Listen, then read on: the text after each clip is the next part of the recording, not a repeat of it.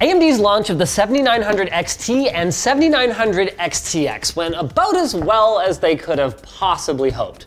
For the MSRP of $900 or $1,000, they are basically within striking distance of NVIDIA's RTX 4080, which costs anywhere from $200 to $300 more.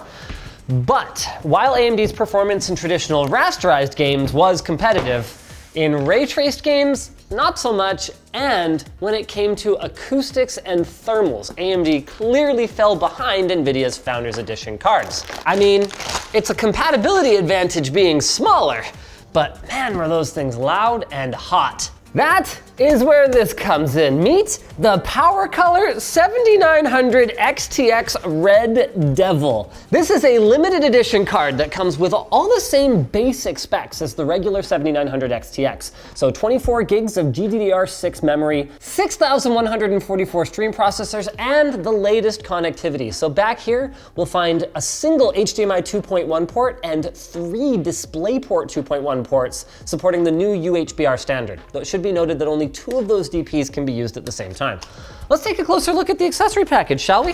This is a very traditional unboxing here because I'm technically on my day off, but ooh. Now that's pretty styling. Oh, that's cool, it's a back plate. And it doesn't go on like that. Look, I'm working on it, okay?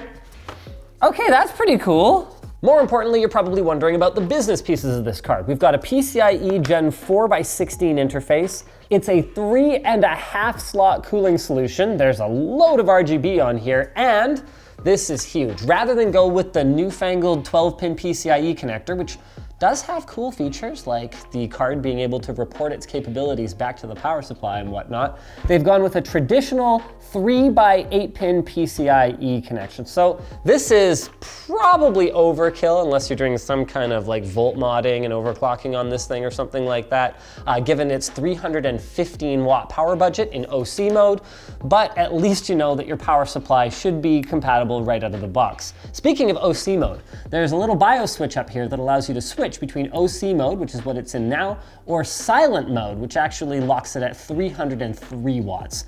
It's not a huge difference. It's unlikely to be the kind of thing that you would even really notice day to day, especially at the kind of performance that you're getting out of this card, regardless of OC mode or silent mode, but hey, at least it's there. Why don't we go ahead and fire this thing up on a test bench? Oh, sorry, what's that? Oh, there's a whole bunch of stuff in here. Okay, I totally lied. Oh, I know what this is. Oh, that's super cool. Okay, they've got one of those modular GPU support brackets in here. So you just, where is it threaded? Is it this side threaded? Yeah, there we go. Okay, so it's just got a little weighted base. And then you put this guy on here and it keeps the GPU from sagging at the back. While I hooked this up, Lab sent me a whole report on it, not just performance. So boost clocks are 2565 with silent mode clocks at 2525.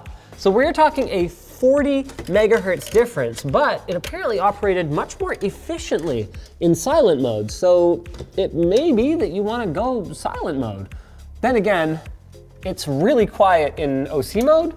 So, I mean, if you can have another 40 megahertz, then maybe you might as well take it.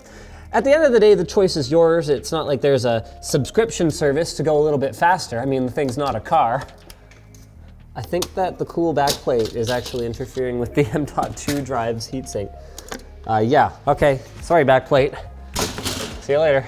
The board has 21 phases, 12 plus 3 plus 2 for the GPU and 2 plus 2 for the memory in order to deliver great stability and overclocking capabilities. It's not only capable of over 400 watts, but by having a VRM like that, it'll run cooler and I would expect it to have better reliability.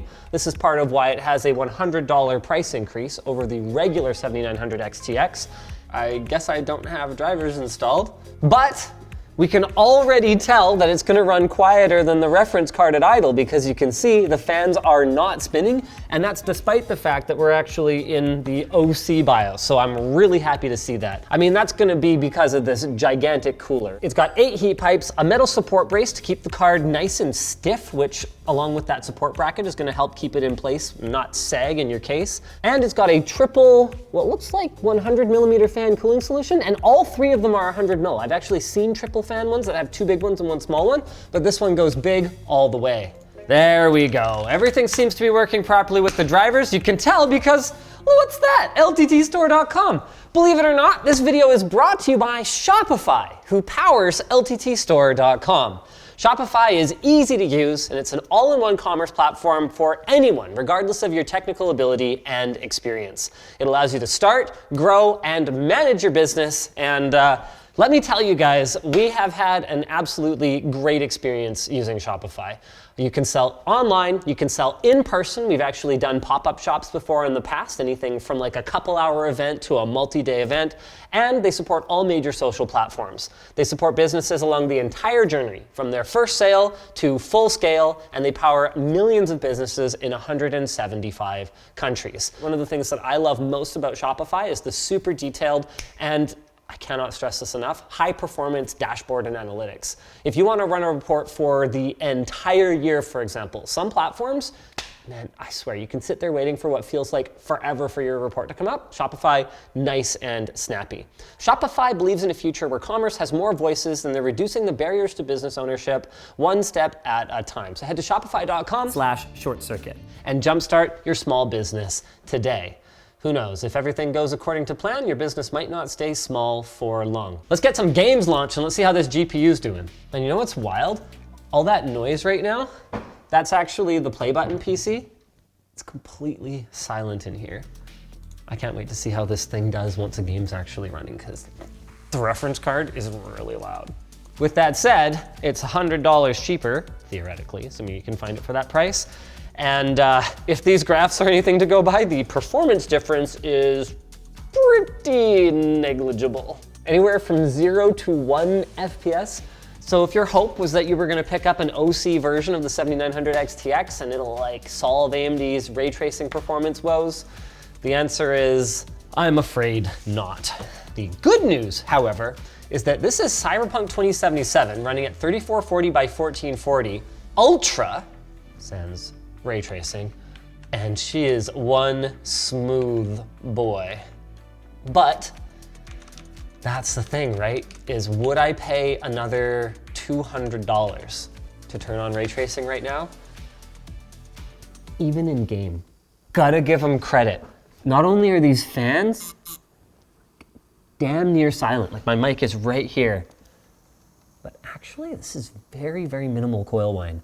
And that's something that will vary from one unit to another. So you might get one of these cards and it's more or even less, but our sample is very reasonable. Once you have that inside a case, you're not gonna hear that. I'm sorry. I'm sorry. I'm so sorry. I'm sorry, this video's over. Subscribe to ShortCircuit.